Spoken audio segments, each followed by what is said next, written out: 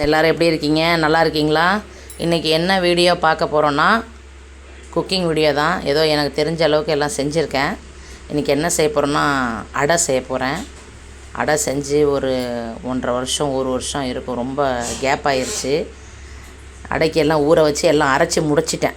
இதில் என்னென்ன போட்டிருக்கேன்னா இட்லி அரிசி, புழுங்கல் அரிசி, உளுந்து, பாசி பருப்பு, கடலை பருப்பு, துவரம் பருப்பு எல்லாமே ஒரு கிளாஸ் எடுத்து ஒரு 3 மணி நேரத்துக்கிட்ட ஊற வச்சு அதில் முருங்கைக்கீரை, அப்புறம் பெருங்காயம், சோம்பு எல்லாமே போட்டு, பூண்டு ஒரு 4 பல் போட்டு எல்லாம் மிக்ஸ் பண்ணியிருக்கேன். முருங்கைக்கீரை மிக்ஸ் பண்ணியாச்சு. அதில் பூண்டு, சோம்பு, அப்புறம் கொஞ்சோண்டு ஜீரகம், அப்புறம் எல்லாம் ஒன்றா சேர்த்து அரைச்சிட்டு அதுக்கப்புறம் கடைசியில் பெருங்காயத்தை போட்டுட்டு கொஞ்சோண்டு மஞ்சத்தூள் போட்டிருக்கேன். அப்புறம் உப்பு போட்டிருக்கேன். கல் உப்பு தான் போட்டிருக்கேன். எல்லாம் போட்டு கரைச்சி வச்சுருக்கேன். இதில் பார்த்திங்கன்னா நல்லெண்ணெய் தான் ஊற்றிருக்கேன். ஏன்னா மற்ற எண்ணெய் எதுவும் நான் யூஸ் பண்ணலை. நல்லெண்ணெய் ஊற்றிருக்கேன். இப்போ போட போகிறேன் பாருங்கள். நல்ல மாவு நல்ல கெட்டியாக தான் இருக்குது. இந்த பாருங்கள், முருங்கைக்கீரைலாம் போட்டு சில பேருங்க கையிலையும் தட்டுவாங்க. வெங்காயமும் போட்டிருக்கேன். வெங்காயம் சின்ன வெங்காயம் இல்லை மக்களே, அதனால் பெரிய வெங்காயம் தான் போட்டிருக்கேன். ரொம்ப கேப் விழுந்துருச்சா இந்த அடை செஞ்சு, அதனால் சரி ட்ரை பண்ணி பார்ப்போம். ரொம்ப நாளாச்சு. நல்லா எண்ணெய் நல்லா ஸ்ப்ரெட் பண்ணி விட்ருக்கேன்.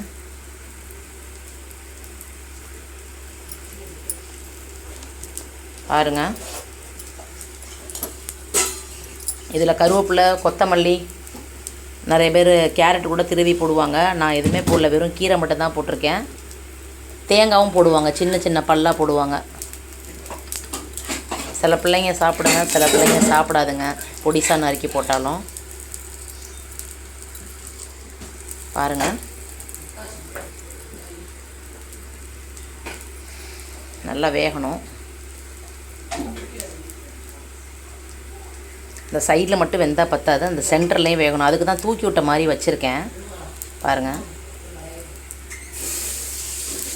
பிஞ்சால் ஒன்றும் பிரச்சனை இல்லை, நம்மளுக்கு அழகாக இது பண்ணல. இது கொஞ்சம் மாடாக ஆயிடுச்சு. உள்ளே நல்லா வேகட்டும். மேலெல்லாம்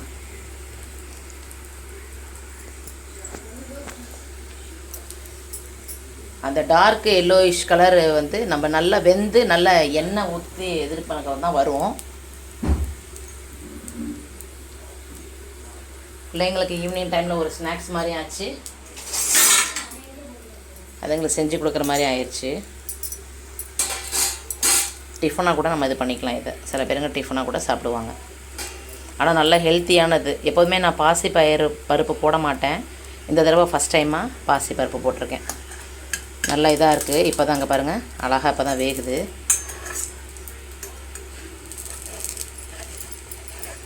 பாருங்கள், நல்லா எடுத்து விட்டோம்னா அங்கே பாருங்கள். ஆனால் மாவாக தான் இருக்குது. சைடில் எல்லாம் வெந்திருக்கு. சைடில் எல்லாம் நல்லா வெந்திருக்கு.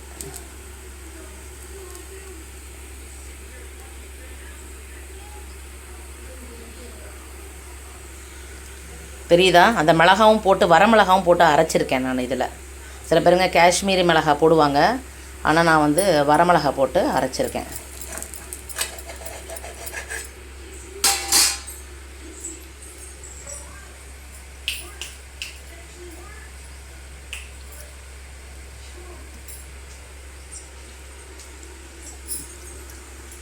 பாருங்கள், நல்லா வெந்துக்கிட்டு இருக்கு.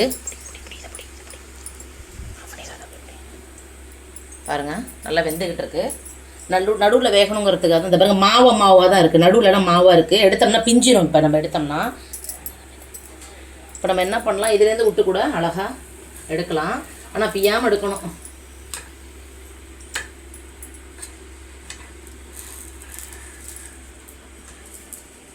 பிஞ்சாலும் கோச்சிக்காதீங்க ஃப்ரெண்ட்ஸ்.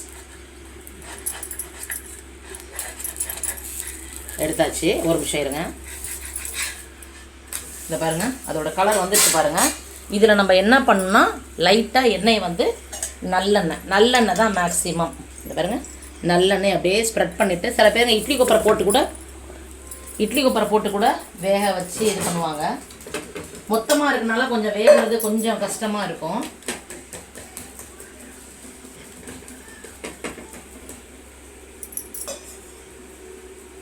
அடுப்பை சிம்லேயும் வைக்கலாம், சிம்மில் வச்சு செய்யலாம், இல்லை வேகமாக வச்சு செய்யலாம், வேகிறத பொறுத்து. ஏன்னா நான் கொஞ்சம் மொத்தமாக ஊற்றிருக்கனால இது பார்த்திங்கன்னா கொஞ்சம் வேகிறது கொஞ்சம் இதாக இருக்கும். இந்த பாருங்கள், நடுவுலலாம் இப்படி தூக்கி விட்டோம்னா அந்த பாருங்கள், நடுவுலலாம் அப்படியே இந்த எண்ணெயெல்லாம் அப்படியே அழகாக போகும். நீங்களும் உங்கள் குழந்தைங்களுக்கு செஞ்சு கொடுங்க.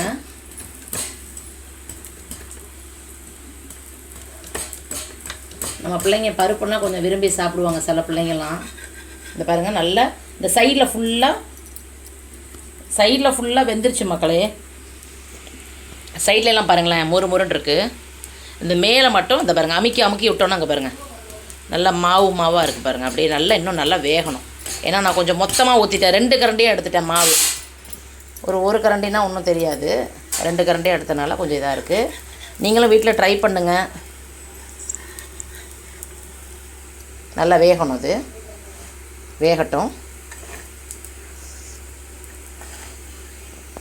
இந்த பாருங்கள் அந்த மாவு உள்ளதெல்லாம் இங்கே பாருங்கள், மாவு வெளியில் வருது தெரியுதுங்களா? அந்த பாருங்கள், அமுக்கும் போது மாவு வரக்கூடாது, எண்ணெய் தான் நல்லா கிளறி நல்லா அழகாக வரணும். ஏன்னா நம்ம மொத்தமாக ஊற்றினால மாவு வந்து வருது. பெரட்டி போட்டாச்சு. அந்த கலர் நல்லா அழகாக இருக்குது பாருங்களேன் பார்க்குறதுக்கு. நல்லா சைட்லலாம் நல்லா ஸ்கிரிப்ஸியாக இருக்குது பாருங்கள். அப்படியே நல்லா முறுன்னு சூப்பராக இருக்குது பாருங்கள், எவ்வளோ அழகாக இருக்குது பாருங்கள். அந்த கீரையோட இது பாருங்கள் எவ்வளோ அழகாக சூப்பராக அந்த தோசைக்கு எடுத்து காமிக்கிது பாருங்களேன். நீங்களும் வீட்டில் ட்ரை பண்ணுங்கள். நம்ம சேனலை சப்ஸ்கிரைப் பண்ணுங்கள், லைக் பண்ணுங்கள், கமெண்ட் பண்ணுங்கள்.